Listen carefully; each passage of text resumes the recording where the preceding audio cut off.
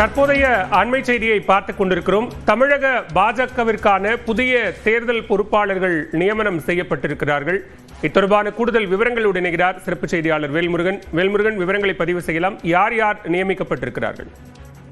பாலவேல், மிக முக்கியமான ஒரு தருணமாக பார்க்க முடிகிறது. பாஜக தேர்தலுக்கு மிக தீவிரமாக தயாராகி வரக்கூடிய நிலையில தற்போது பாஜகவிற்கான அந்த தேர்தல் பொறுப்பாளர்கள் 2 பேர் தற்போது நியமிக்கப்பட்டிருக்கிறார்கள். குறிப்பாக இது வழக்கமாகவே வெளி மாநிலங்களில் இருக்கக்கூடிய பாஜகனுடைய பிரதான நிர்வாகிகள் நியமிக்கப்படுவார்கள். அந்த வகையில தற்போது பஜயந்த் பாண்டா குறிப்பாக தேசிய துணைத் தலைவராக இருக்கக்கூடிய பாஜகவின் துணைத் தலைவராக இருக்கக்கூடியவர், அதே போல நாடாளுமன்ற உறுப்பினராகவும் இருக்கக்கூடிய நிலையில அவர் தற்பொழுது பாஜகவினுடைய தமிழ்நாடு 2026 சட்டமன்ற தேர்தலுக்கான பொறுப்பாளராக நியமிக்கப்பட்டிருக்கிறார்.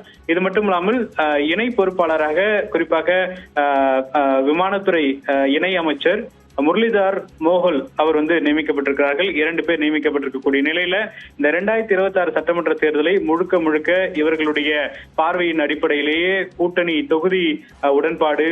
உடன்பாடு உள்ளிட்ட பல விஷயங்கள் நேரடியாக இவர்களுடைய கட்டுப்பாட்டில் இருக்கும். அதே போல ஏற்கனவே சி.டி. ரவி கர்நாடக மாநிலத்தை சேர்ந்த சட்டமன்ற உறுப்பினர், முன்னாள் அமைச்சர், நேரடியாக தற்போது கடந்த தேர்தலை நாடாளுமன்ற தேர்தலில் நேரடியாக அவர் பார்வையில் தற்போது அந்த தேர்தலானது பணிகள் நடைபெற்ற நிலையில தற்போது சட்டமன்ற தேர்தலுக்கு குறிப்பாக ஒரு இணை அமைச்சரையும் ஒரு நாடாளுமன்ற உறுப்பினரையும் கொண்ட 2 குழுக்களை தற்போது பாஜகவுடைய தேசிய தலைமை அறிவித்து அதற்கான பணிகளை தொடங்கியிருக்கிறது.